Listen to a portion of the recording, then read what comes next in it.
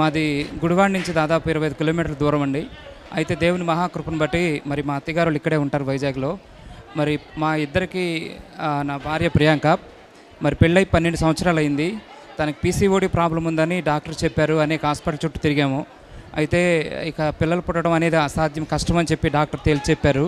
ఎన్నో హాస్పిటల్ తిరిగాము. 2 సార్లు ఐవీఎఫ్ కూడా మరి చేయించుకున్నాము. దాదాపు 5-6 లక్షల వరకు కూడా ఖర్చయింది. అయితే ఇలాంటి పరిస్థితుల్లో మరి ఏలూరులో తైలాభిషేక ఆరాధన జరుగుతున్నప్పుడు మరి మేము వెళ్ళడం జరిగింది. దేవుని మహాకృపను బట్టి 12 సంవత్సరాల తర్వాత దేవుడు మాకు చక్కని పాపను అనుగ్రహించారు.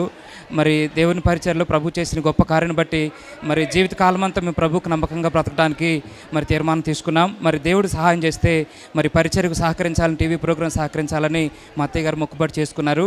మరి ఆ మొక్కుబడి కూడా ప్రభు కృతజ్ఞతగా సమర్పించడానికి మేము సిద్ధపడుతున్నాం. దేవుడిచ్చిన బిడ్డను బట్టి దేవునామానికి స్తోత్రాలు. మరి దైవజనులు కూడా నా ప్రత్యేకమైన వందనాలు తెలియపరచుకుంటున్నాం.